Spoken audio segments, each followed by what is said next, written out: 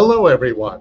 Thank you for joining us for the Spiritist Talk series promoted by the United States Spiritist Federation on Saturday mornings at 11 a.m. East Coast time.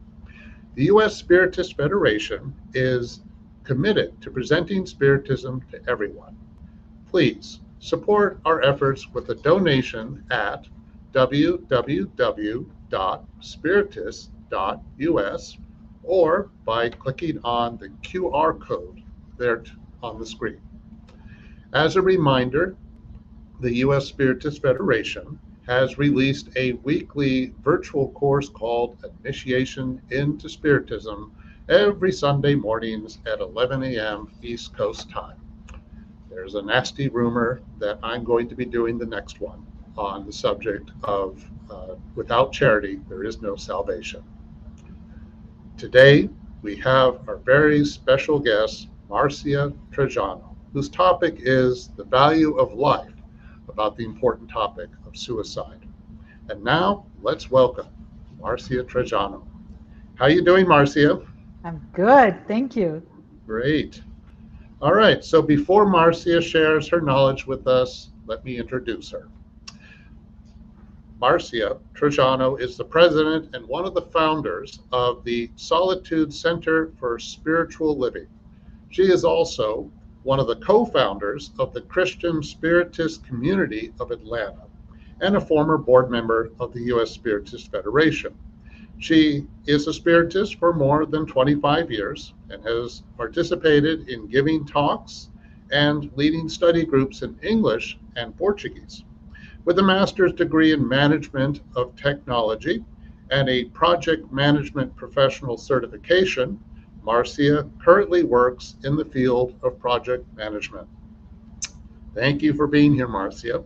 Thank you. Remember, everyone, to please send in your questions because we will be open for a Q&A after her talk. Marcia, it's all yours. Wonderful. Thank you. Thank you, everyone who's here today. Thank you, the United States Spiritist Federation, for this opportunity to be here and talk about such an urgent and difficult to discuss topic. It is life in all its complexities, and it is about death as well. Thank you for putting the slide, and I'll manage moving the slides. So in the next few minutes, we'll discuss a little bit about life, about the value of life, and to provide a call to action to all of us Spiritists. We all know that life continues beyond the death of this physical body, our physical bodies. And because of that, we are, as we understand, immortal souls. We have the responsibility to take in all that life offers to us. We're here to learn, we're here to grow, to evolve in all the dimensions. Specifically, I would like to call out the intellectual dimension, but as well moral, emotional, psychological dimensions. From that point of view, we are all confronted with this very, very sad event, which is, it's an illusion, right? Called suicide. And this is our journey on earth, and we are here, all of us, destined to perfect happiness. So let us embrace life. Let us also be prepared to help anyone who's undergoing whatever moment of pain that is so great that they are contemplating suicide. So as we reflect upon the words, and I'm so sorry for the scrambling of the title in those pages. So bear with me with that. I wasn't aware that it would do this, but in any case, when we start to reflect upon the words that we find in heaven and hell, in principle, humans do not have the right to dispose of their own life. So when we move on to discuss suicide and suicide prevention. As we said, it is true and critical to us, spiritist or not, to understand this topic, right? I am going to the next slide. And just to stop you for a few minutes, just wanted to reflect upon what is suicide in our spiritist viewpoint, our spiritual viewpoint. And I would stop with the question that we all should ask ourselves. And I like to even do this as I close my eyes, right? Do I know anyone? Do I know anyone who has either attempted or committed suicide? In this brief moment, let us, all of us, send our prayers, send our love to all of those that came to our minds. And then I move on to say that this topic is so complex. And it's complex because it's full of misunderstandings, right? It's full of judgments. And guess what? Faux pas. In trying to do something that is good, we often may do something that is not so good in this prevention of suicide. The first misunderstanding that we come to is the reason behind the act. So, why do we think people commit suicide? Let us remember that suicide knows no boundaries, right? It crosses age, gender, sexual orientation, race, place of birth, ethnicity, social, cultural affluence, economical affluence, even the fact that you may have a solid religious or familial structure to support you. It knows no boundaries. So, in our lack of understanding for this thing that crosses all sorts of boundaries, right? Can we ask, okay, what is behind that? Are you selfish? And some people believe so. Are you maybe depressed? Biggest cause of suicide is depression, by the way. Are you in pain? What type of pain? Is it a physical pain, emotional pain, mental pain? Could you be perhaps influenced by a spiritual obsession? And the problem is that only one answer is always not enough, right? It's just too simplistic a view for the root cause of that. Physical death, as we know, is a certainty, the only certainty that we all have. We will all experience the death of this physical body in this incarnation, either because, I don't know, we're sick, because we're growing old, right, and reaching end of life, an accident.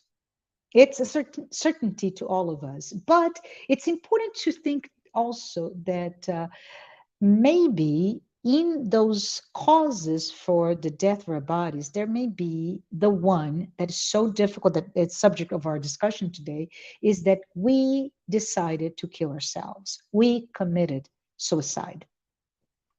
I heard someone that I admire greatly say a long time ago that pretty much everything we do actually goes against the simple act of living.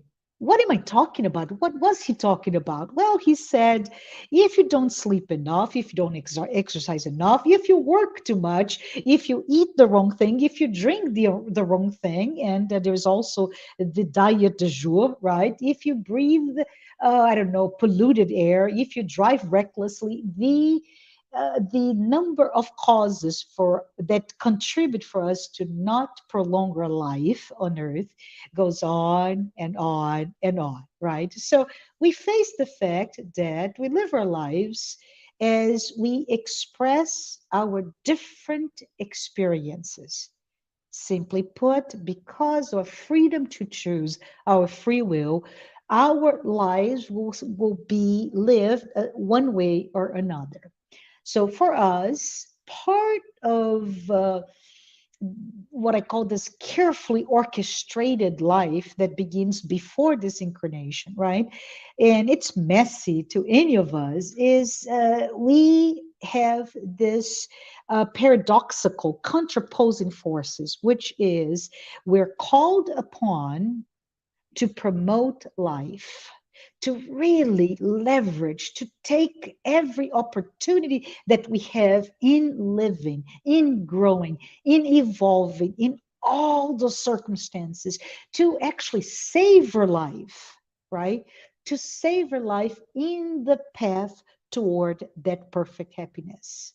The counterpoint to that is the fact that we are vulnerable, and things that we would even otherwise think is harming ourselves is contributing to harm ourselves. So if we all have free will, and if our many, many lives result in different types of incarnation, why then should I not commit suicide, as Heaven and Hell by Allan Kardec said in the beginning, right? Why should I not be suicide, especially when I'm undergoing a moment of extreme pain or despair? Well, anyone who actually thinks about it and act upon it, we know must be living that moment that at a minimum is not comfortable. At a minimum, it is causing some pain, some degree of pain, physically or emotionally, psychologically. We must think that with the free will, this person is facing that extreme moment of pain, and or may have a it's common, right, especially uh earlier in the history of humanity, where it is a sense of honor. I'm going to be a martyr, and I'm going to take on the death to save somebody else. Or if I am a soldier, it is an honor to be there in a very dangerous situation to save my country, my nation, my whatever. Or the other fantasized viewpoint, I can go through revenge through killing myself, because I'm going to make the person revenged upon suffer, or even guilt. So those are the types of things that may come through our mind, our brains, but the person that actually goes through it may not, and certainly has not, truly understand the fact that life in itself has no end. That person has not understood that there is a commitment that we have made before we're even born in this incarnation, a commitment to fulfill our own plan that we're going to abort. The person has also not understood that the divine laws are eternal, they are unchangeable, and we're all subject to them. And with those laws, we are all responsible for what we do. And the more we know, the more we're responsible for what we do. So if we start or continue this argument, right, that life has no end, this eternity of life for us immortal souls, we don't die, right? We understand that we all came from a spiritual dimension, right? We're spirits coming from a spiritual dimension, living from a spiritual experience, but living a material experience in this life. And we will return to that spiritual dimension. So, immortal souls, right, with this life that doesn't end, there's life after life after life. We don't end. We don't have an end. Also, I let you know, from an argument's sake, that we're all responsible for the direction, the path of this life, but not its conclusion, because we are all fated to that perfect happiness. It's the end of our journey as pure spirits.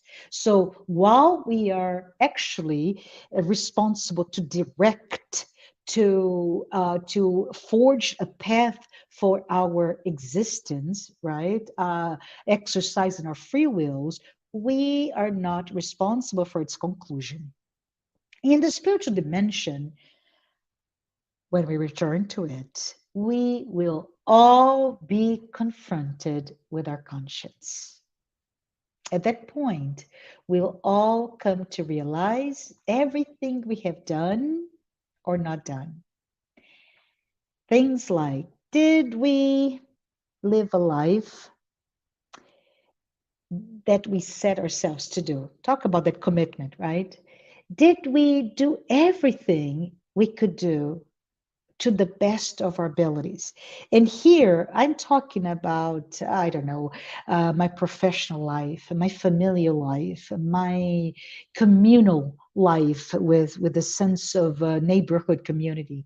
Did we do everything that we could do to the best of our abilities? Did we try to become the best version of ourselves?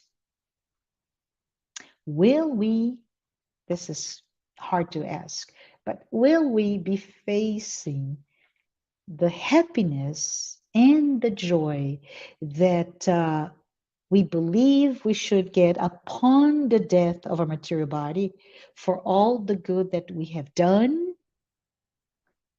I don't know, from planting a little flower to building a life with someone, to raising the child to be an influencer to those around us, right?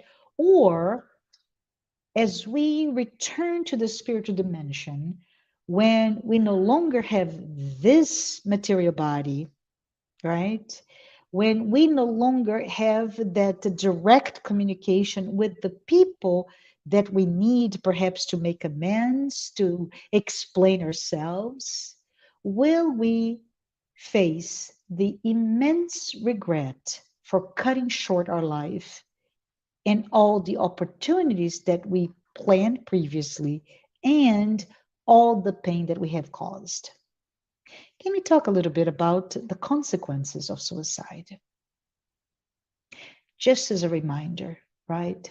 Suicide will impact the person committing suicide.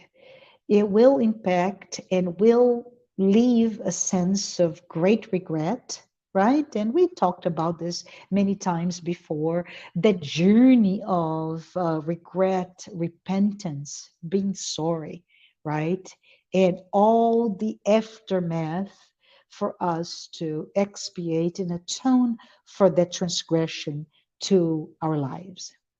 We will go through an enormous sense of guilt for the faults that we have committed or errors that caused the pain, for the sense of being blamed or blaming somebody else, or even in, especially in many different types of religions, the questions of offense, right? We will feel as spirits return to our spiritual dimension that sense of guilt. Oh my goodness, I've done this, right?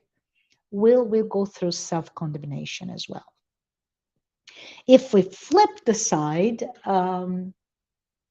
the consequences of suicide to the friends, to the family members, all of those that are considered our loved ones, you will also feel, they will also feel regret, right? And in the flip side of the same types of consequences, the sense of repentance. What did I not do? Right? How could I have acted? Why did I not detect that pain said person was feeling? I am so sorry for not having been a better mom, daughter, sister, professional, so on and so forth, right?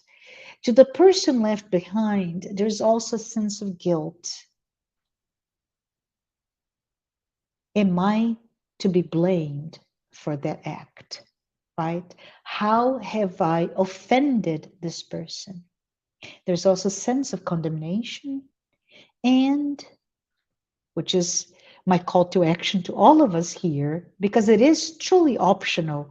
We have to shift the paradigm of thinking when we're left behind, when we're left living at the aftermath of someone's attempt or actual suicide, which is, how can I help? How can I be compassionate? And by feeling the pain that that person is going through or has gone through, I can help.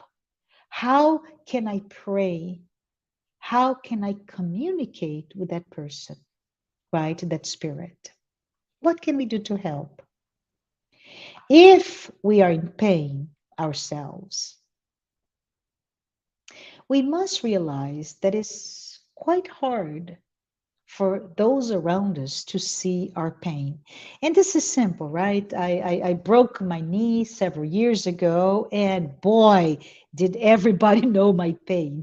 I physically hurt. I cried with pain, but I also had all the accoutrement of fixing after surgery, right? The cane, the all the braces, etc., etc. I had doctors, I had pre and post surgery, I had physical therapy, I had an array of people in the medical community helping me. I had friends asking me, hey, how you feeling today?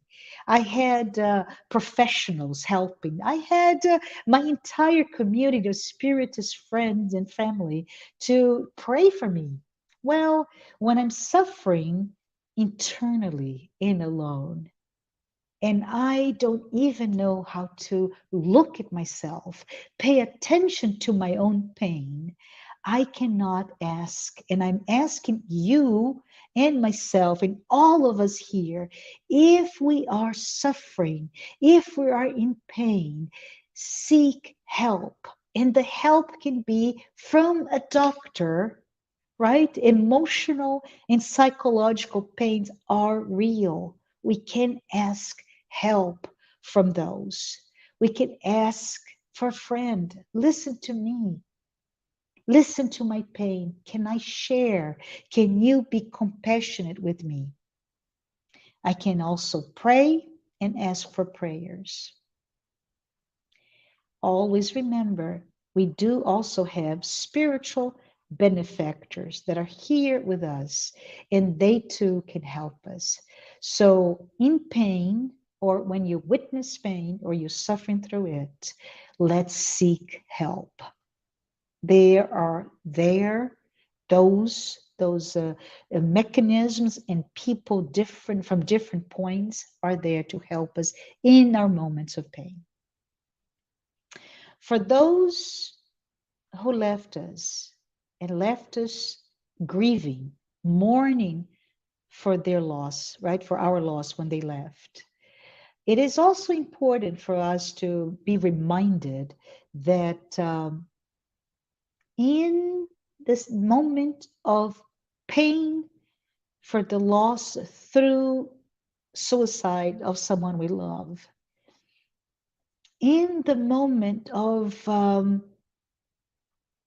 mystery behind what is the root cause. I don't see, it's not clear what was so painful that the person did this.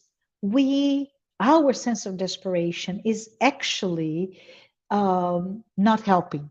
Our sense of desperation is destabilizing us, is taking away from our equilibrium, our sense of balance, and our peace.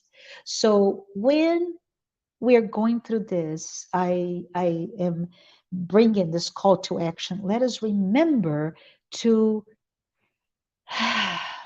to be centered in the pain of the loss and know that the best way to help is to provide our prayer. It's provide our comfort in life and death, right? Our thoughts will help. Our prayer will help. Our thoughts will be communicated through our mentors or not. So, as a recap, a person that has a spirit that has committed suicide in life, in the prior life, feels pain. It feels often guilt, right?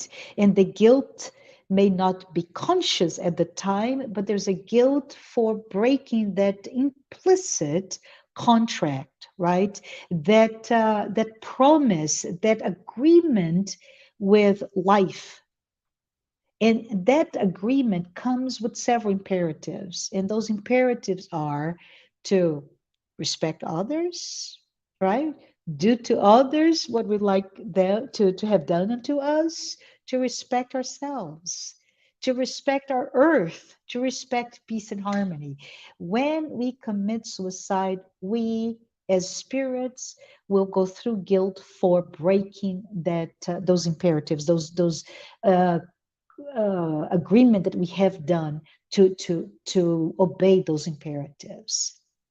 Let us remember, life was carefully orchestrated for us. And it is an opportunity for us to really give us the most favorable conditions, right? For in this world that we live right now, the worlds of trials and expiations, we are given the most favorable conditions to undergo those trials and expiations. But upon suicide, we break that, and boy, as it's beautifully explained, difficult as it is, that book to read, but really well narrated in the book by Yvonne Pereira, the Memoirs of Suicide, right? You can also understand there are resources out there that is been shared to us. A great resource today is the Center to the Value of Life, CVV in Portuguese, right? But there are other books as well. So as we keep going in our next few moments, I'd like to remind all of us of the divine laws, right? Divine laws, as we can see, are eternal, they are unchangeable, and we're all subject to them. One law in particular that I wanted to talk here is the fact that the law of action reaction, right? The cause and effect, that we are responsible for actions. And as we come back, so remember, we return to our spiritual dimension and we are confronted with what we've done and what we have not done, for how much pain we have caused, and the consequences for those. So I can share here with you that one of the worst experiences that a spirit will feel in the post-mortem is when that outcome comes from suicide. As we all know, the material body, all of us as spirits have a spiritual dimension in a spirit, a spiritual body, and a material body, a physical body. And this material body, as I mentioned before, we'll go through many experiences, and those experiences may be added to those experiences, right? That we like to live, and it will help our advancement. And so, from that clarity, is whenever we sever, when we cut short, we can actually we are going against the laws of God. right? And will impact our spirit. But the best, as I mentioned before, the best reference that we have today, in my opinion, is that book that I just mentioned, Memoirs of Suicide. It was published by the Brazilian Federation, Spiritist Federation, and it has been translated into English. And the book tells us, and that's why it's so important. It's to me a seminal book for us to understand what goes on in the spiritual realm. It explains all the stages that a spirit will go through, right? And the despair. First of all, as I mentioned, the despair, simply put, that I try to end my suffering. I do whatever to end the suffering, and I can't, right? The death of a physical body will not end my pain and my, I don't know, how can I say it, the disillusion in life that I'm going through, right? And in fact, we understand that it can be considered a worsening of your pain, because in addition of the pain that we're going through right now, it actually adds that deep sense of guilt in the conscience, right? What does it do, according to the book Memoirs of Suicide? What does it do to you? Well, your vibrational state will be very dense and will be really leading to a very difficult moment for you as a spirit to live. And just to remind everyone who has not read the book, right? In any dimension, in the spiritual dimension or not, we group ourselves according to our affinities, right? So we form groups, cliques, communities in any environment, depending on our likes and dislikes. In the spiritual dimension, this is all about how is my vibrational state, how is my state of mind, how do I show up? So think about it, post-mortem, after, right after the act of suicide, you show up in pain, extremely embedded with guilt, and your vibration state is as dense as can be. Not a good place to show up, right? And that's the community of spirits that probably will be close to you, are those that are also in deep, dark spiritual depth, right? And unfortunately, we will have to go through that. We will have to spend what it may feel like an infinity, an eternity, fighting with those feelings that we're having. The spiritual suicide, because we still, let's say, let's pretend, right, that my life was I had my entire action plan of my life on this incarnation to be approximately about 80 years of age. And because I want to do this and I want to do something else, and I have all those plans. I'm a project manager, as Peter said before. So my life is to talk about tasks in a timeline, right? So you have the timeline of things that you, spirit, would like to accomplish in this incarnation. And oh boy, you're building this, you're making something beautiful of your life. And I am not 80 yet. In fact, I have quite a few years before then. I die through self-death, self-killing. And but I do have that vital fluid in me. And according to the book, Memoirs of Suicide, it's really important for us to understand that gap between the time when I should be leaving this material experiences as a spiritual being and the time aborted. That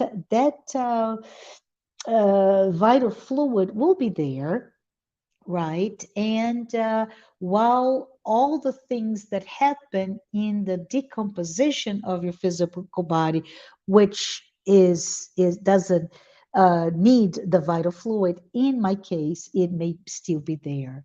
So I, as a spirit, will be, forgive me for the words, but will be trapped in that moment of my suicide and living and reliving that. And that I can imagine, I could say it is the true hell, if we can use that word here, of somebody in pain, right? I want to end, but because I ended in such a way, my pain is not just relived ad nauseum, but I'm also reliving. I'm just unable to be outside of that loop, right?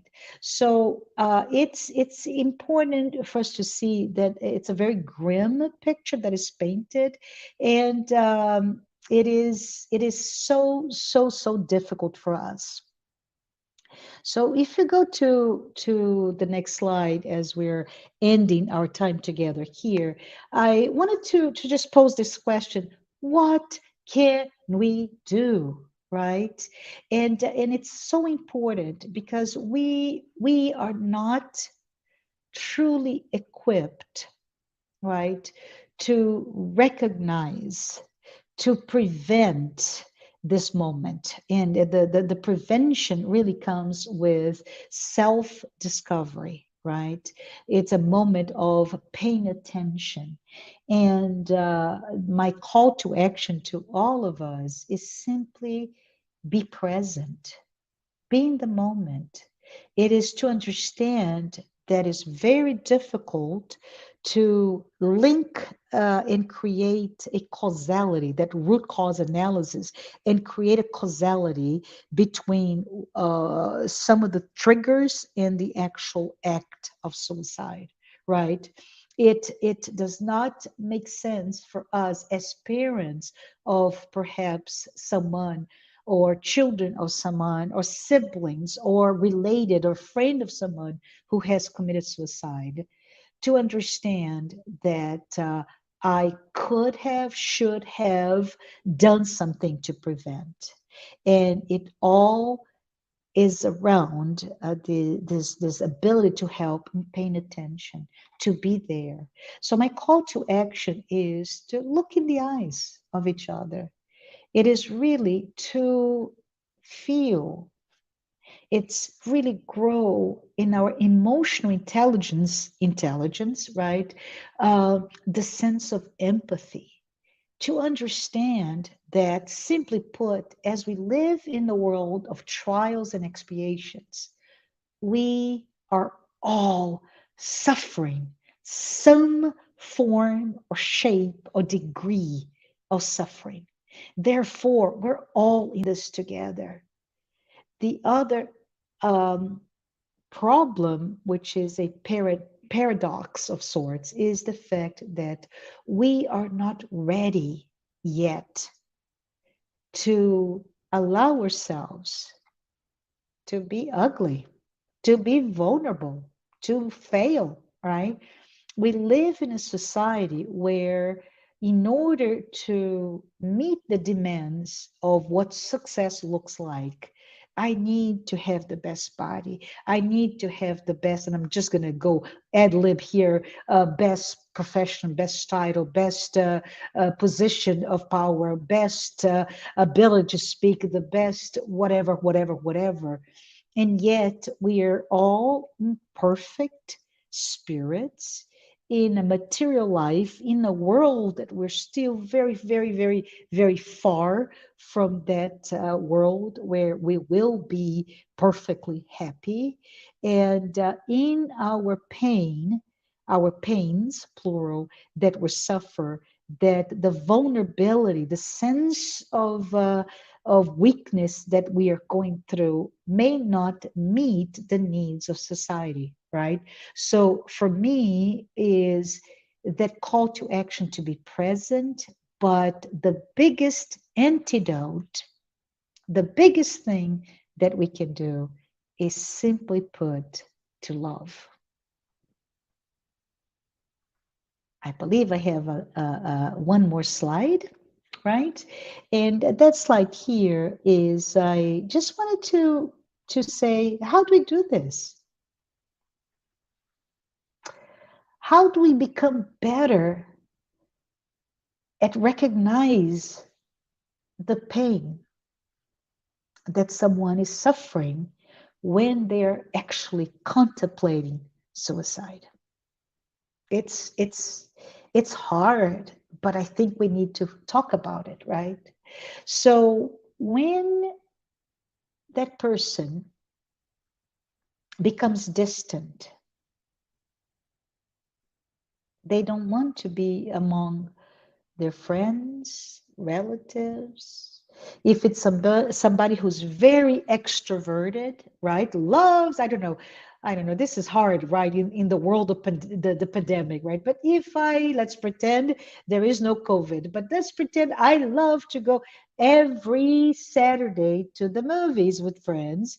And every Sunday, I don't know, I'm going to go skating. Went to the 80s now, right?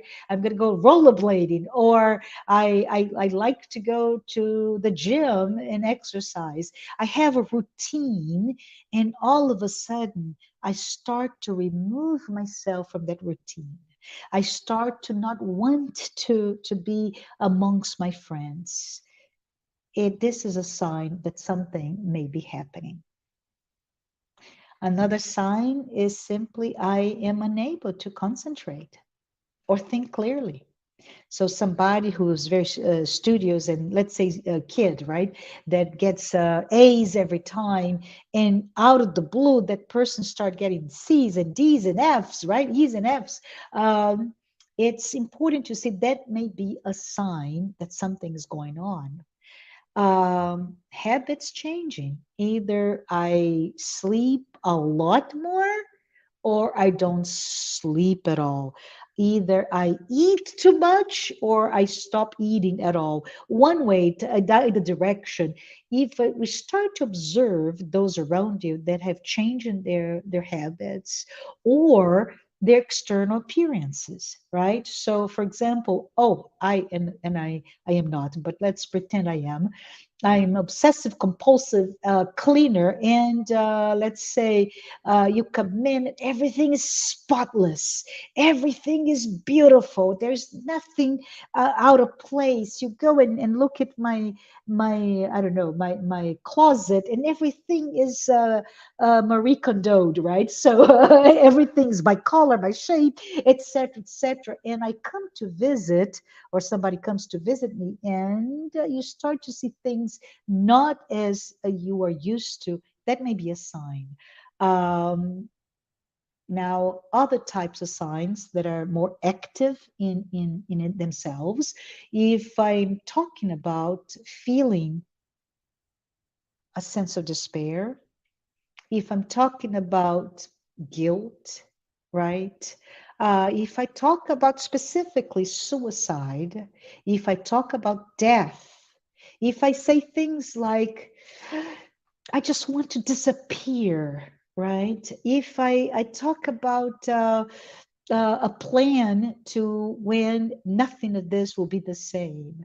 Or if you start to see behaviors like I'm drinking too much, I don't know, I'm now taking drugs, whatever shape of drugs that may be. If I'm driving much faster than I am, um, if I am giving away my things, if all of a sudden you see someone who not that you need to be attached to things, but all of a sudden the most favorite items that the person treasured, let's say it's a painting that somebody did for them, or sculpture for those artistic with an artistic bent, or a favorite necklace, I don't know what it is, but if there's something very very special that person, and all of a sudden the person give away, right, it is a sign. And the last sign that I would like to bring about before we go is to actually think in terms of um, if I am depressed. And all of a sudden, out of the blue, I am now smiling. That too can be a sign. And for those very dramatic, sudden change after, let's say, a long period of sadness and darkness may also be a signal, because that means that the person at that point has made the decision to go. So I think it's important for us to know that this is as complex, and I call it mysterious. And my slide got really, really, really crazy here. So I'm just gonna send here another final slide that is crazy. But I just wanted to share here because this is to me a prayer, a caritas, right, that speaks to me for all of those that are in the moment of despair. And I just want to say goodbye to our discussion here is that when we see, right, when we see someone and we detect those signs and we feel that there's something there, please be there, respond to those signs, because you may be saving a life. In the research, we have come to the idea in the beautiful work of by the CVV, right? We come to terms with the idea that suicide may actually be a lack of aptitude to deal with a crisis. And as that crisis happen, you don't know what to do when you have a panic attack, whatever that may be, that is expressed this ineptitude to deal with that event, right? But if you have someone, and that's the work of CVV, right, that started with a 800 hotline, but it's now through Facebook, WhatsApp, it's omnipresent, that reaching out to someone, even if it's a perfect stranger, that can save the life, because it disrupts that false sense of fixing the problem, which will not, as we talk today. So for all of you that is listening to this, I give you my love and my sense of shared pain for you who may be going through pain, but all of you that also know somebody that lived through it. My love for you, and hope that you can overcome the spirit, this period as much as possible.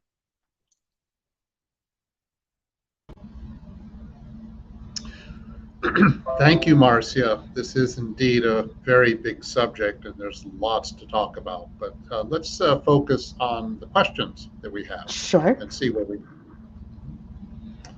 Okay. First question is from Yasko Arcabata. Hi, Yasko. What would be the effective ways people around could help to halt the turmoil that is going on in the mind and intimacy of one's facing the urge to commit the suicide act? Thank you. Thank you, Yasko. Hi, it's good to hear you, and your very thoughtful question. And it's not an easy answer, Yasko. And I say it's not easy because we often don't detect, right? So, but you're saying you already see, right? You see the turmoil, which is a counterpoint, and you start to see that something is going on. How can I come to that person? How do I bridge the gap? And it is so simple. There are many techniques out there, and there are many opportunities to perhaps provide those resources. But it can be learning to breathe, learning to meditate. It's very simple. It is talking to that person, right? It is staying in contact. So I say to all of us, let us be more loving. Let us be more gentle. Let us be less judgmental. because a lot of what we see today from a statistics perspective, Iasko, is that more and more, even though there is no, age for suicide, but we're seeing the incredible growth in numbers for the younger ones. And we're talking about children and early adolescent, young adults. That is fraught with those individuals that are killing themselves. And so it is important for us to connect, to be there, to demonstrate in however many ways. It doesn't matter if you're going to be a geeky parent, a geeky aunt, or crazy cousin. Say that you love, be in touch, connect. And in the age of pandemic, we found that technology is amazing. So go into a conference call, whatever way, use your cell phone, but connect with that person, but let that person know that he or she is heard, that she or he is seen. That would be my best way to bridge that. Okay. Nice answer. Thank you. Okay, next question. This is from Paula Craig. Actually, looks like a comment. Mhm. Absolute hopelessness. It is very dark here. No light, no love, no feeling of anyone who cares. Nowhere to go except to succumb to the darkness. So let me try to rephrase that Mhm. into a question. It could be like this: what can we do when there is that feeling of no hope and we feel a desire to succumb to darkness? Yeah. What do we do about that? Yeah, so this is good, and I want to comment, Peter, and thank you for putting the form of a question. But I want to also comment on Paula's observation, right, Paula? Because I think we can talk about, and if you can just leave it there for a moment, we can talk about feeling that, and this is the micro level, right, Paula? That I may be feeling that. We can also talk about the macro level, which is we're living in a world, right? We're living in a world that is materialistic in in its essence, a material world, but a very materialistic culture. And the culture is exacerbated by the fact that we have idolized, we're worshiping now the glorified sense of ourselves, right? We're putting ourselves in only the edited version of ourselves. Therefore, the true versions of ourselves we want to eradicate it. But what happens when I can have a better version of myself to publish in whatever social media of the day, right? What happens when I cannot meet those expectations? What happens when my pain is so great and I'm not equipped to deal with that? So, in answering your question, Peter, it is really important, and I think Paula, you mentioned maybe before, right? That we are so lucky to have access to um, to books and literature and the learnings of Spiritism, right? We're so lucky that we have access to, for example, Heaven and Hell, or the Spirit's book, or the Memoirs of Suicide, or the entire work of, say, Andre Luis, that gives us the glimpse of the spiritual world. We are lucky because we have that access. How do we translate the access to the reincarnation, the idea of reincarnation, the idea that life does not end, the idea that we're here to become a better version of ourselves, right? We have commitment to be happy. That is what God wants us. And sometimes that becoming that better version of ourselves, becoming enabled to become happy, pain is often a part of that path. So it's the education and I'm not sure if I'm using the right word here, but the democratization of those discussions, those thoughts, those learnings. Yeah. I mean, it's okay. You know, we certainly want to be happy, but it's also okay to be sad because that is part of life too. I think Hmm. you were actually suggesting that during your Yeah, comment. yeah. Let me Important. let me bring to that because I think you're right on the best answer yet, Peter, which is be familiarized not only with that sense of vulnerability and weakness, but also that emotional, right? The emotional self. It's becoming really versed in understanding all that we are because we're complex beings. We're not simple at all at this stage, right? We're complicate and we feel too much, we emote too much, but we're often either not allowing ourselves to have acknowledged the emotions that are perhaps considered negative or not acceptable. And I'm talking about, as you said, being sad. It's a perfectly legitimate emotion, right? Being angry is another one. Right. It's okay, right? Yes. But it's how do I access those emotions? How do I become comfortable with understanding that all the things that come from outside of me, external triggers to certain raw emotions that I have, and how do I manage those through my feelings, through the eternal or eternal immortal soul that we are that will continue to live, right? Right. I mean, part of trying to be a good spiritist, as it were, is not to be afraid of our negativity, but when it comes out, to try to find ways to work our way through it in the Yes, best way we can. yes. Okay, let's see if we have another question. Okay, this is from Paula Craig. Mm-hmm. It upsets me when we are having these lessons. It's as if we should already know all this knowledge and try to live by it. But there is more humans that have no idea of this knowledge. I was 76 before I learned of any of this information. My wildest imagination couldn't have dreamed up this knowledge. It's a bit unfair, don't you think? Paula, right on. You're spot on. Thank you. Thank you for that. Right. So recognizing that there is this again, I'm not sure if I'm using the best word, but this portfolio of books and information and knowledge, this body of work that is available, but it's not available to all of us. Right. We have to seek of it. So it does feel unfair. I have to say spot on.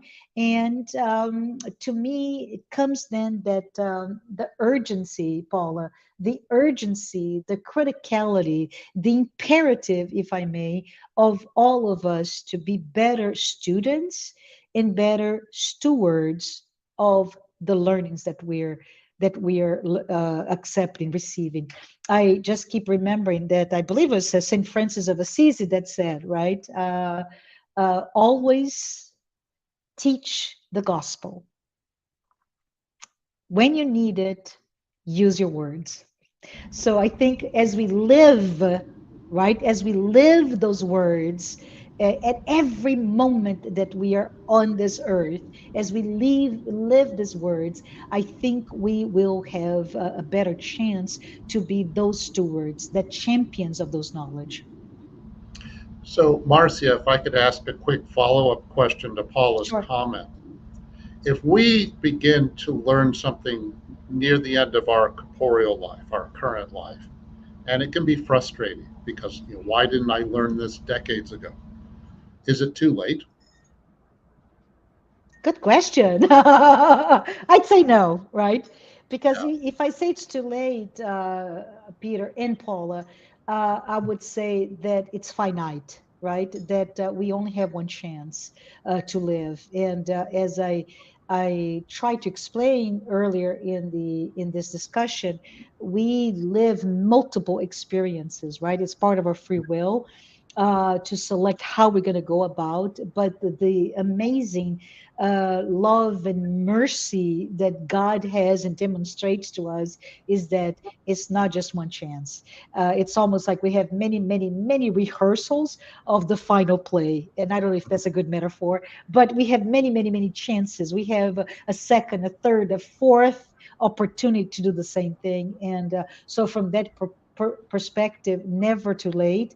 And the other perspective, Paula, is that, and I read this, and I'm trying to think where I read it, but it was a commentary to somebody who was in a coma, right? And this person was in a coma for not a short period of time, and it came back, right? It came back to consciousness and was able, in one brief moment before his final, he was a young man, his final moment in life, in this life, was able to reconcile with his dad. That one moment. And you can say, was this too late? No, no, it's not too late, because you leave in, you take in with you as you return to our spiritual home, our spiritual dimension. You take all that we conquer and we achieve in our consciousness, in our with our experience as an immortal spirit. It's connected to the gospel according to Spiritism, workers of the last hour. It Yes, doesn't matter so much when we learn certain lessons or begin to go in a different direction, but as long as it happens. I love it, love it. Real good linkage. Thank you, Peter. Okay. All right. Next question from the US Spiritist Federation. How much will our intentions play a role in the consequences we might experience as a result of suicide? Thank you for the question. And I would say it's a direct consequence. And I even say not only the intentionality, right? Because we have what we call the direct suicide, but also the indirect suicide. So we can the intentionality plays with the degree of the consequences, but also uh, how much you know about it, right? So Mhm. let's say if I am born in a completely materialistic society, I have no access. This goes to you, Paula, right? We have no access to any of the learnings. You are in a family that keeps in a circle of people that have no sense whatsoever. You have no support. That intentionality, that indirect result of the lack of information, and the indirect type of suicide, or in terms of, I did not know that I was killing myself by driving 100 miles per hour, right, in this highway. I don't know, I'm making this up, but there's two, not only direct, indirect, the level of how intentional you are in doing it, but also how much do you know about it. So it is critical that we learn about it. And you could say, oh no, I don't want to know about it because I'm going to be more responsible. No, it's really important. A lot of research today, by the way, and I'm going to do a plug for a book, if I may. I don't know if you can see it, by Andre You Trigueiro. look at the title. Yeah, Yeah. living is the best choice. And his, of course, for those who do not know him, Andre Trigueiro is a journalist, and he wrote this book. I think it was 2012. This publication by US Spiritist Federation in English is amazing. He even gives a very good, rather recent updates to this whole discussion, right? But those statistics tells us a lot about our the need, the urgent need for us to be talking about suicide, right? And the manner by which we talk about suicide is also very important. Right. Thank you. Very good Thank points. you. Okay. Next question from Erica Ning. Hi, Erica. Hello, Marcia. Thank you for this lecture. Can those spirits who commit suicide repent quickly and receive help and do better? Oh, Erica, thank you. This is an unfair question. I don't know. I don't know. It really depends, right? It depends on a multitude of things. And it's very important. And I would say it's a maybe a pause for us to reflect upon because there are in many different religions there is such a sense of guilt and blame associated with suicide, right? And because spiritism, and as we saw, we find it in the Spirit's book, we saw in Heaven and Hell, we saw in many different books, including very explicitly with that title of the book that I mentioned to you before, the Memoirs of Suicide. You see very specific, very negative reference to what happens to the spirit. I think it's important for us to know that we're here to talk about life, right? We're talking about preventing suicide, direct or indirect suicide, through the ability to promote life, to the ability to understand those connections, but also to be able to express our love as much as possible, right? But I think in this, and I'm not answering your question, Eric, I know that, but I think it's important for us to understand the most important element for us to promote life and promote our love is to accept. And I'm giving a hug, metaphorically here, a virtual hug to all of you in this metaphor of love, to accept every single person as they are, in their moments of pain, with their moments of despair, in their moments of suffering, of weakness, of vulnerability. And for that, I'd say for those spirits that have left, right, that have committed suicide and are suffering because we all are responsible for every action that we do, right? But we have to understand that there is no judgment, and that for us, if we know someone, and just send your prayers because it will help alleviate their pain. Send your understanding, send your love, however way you can. Very important point. Yes. Okay, I believe this will be our last question. This is from Selma Laporte. I hope I pronounced your name correctly. As holistic beings, excuse me, as holistic beings, people with any psychological problem should seek medical help by also spiritual assistance, as this also may be the case of negative spiritual influence. Do you agree? Wholeheartedly, Selma. Thank you for the question. Right. First of all, um, because of what we believe, right, which is not only life after life, but we also believe in that communication between the spiritual world with our material world, which means we also believe in that spiritual influence, negative or positive. So I think it's important for us to know, regardless if you do have a mental health uh, problem that you're going through, maybe you're suffering through depression, anxiety, you're going through, you have been diagnosed as bipolar, or I don't know, whatever it is that you're suffering from a mental health spectrum of illnesses, as well as knowing to understand the entire spectrum of potential influences that you may have, negative or positive. Absolutely, I beg all of you, and for you, Selma, to be the conduit of that message. It is very important for those who, whatever conditions they are, to seek psychological help, as well as spiritual health. And the spiritual health may come through a prayer.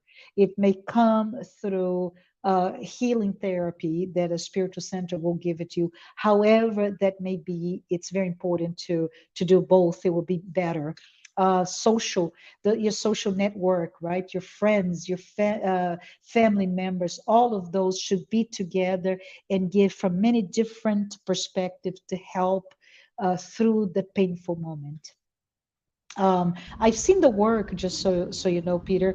I've seen the work of a non-profit organization, NGO, that is doing a beautiful, beautiful, beautiful job with children and young teenagers. Right, you're talking about preteens, and when you see some of the work they're doing with art therapy, and you can see those young kids, and it is really heart breaking information to see somebody that is coming through our therapy to let the therapist know that they have to fight that suicide ideation every step of the way, every moment of their lives.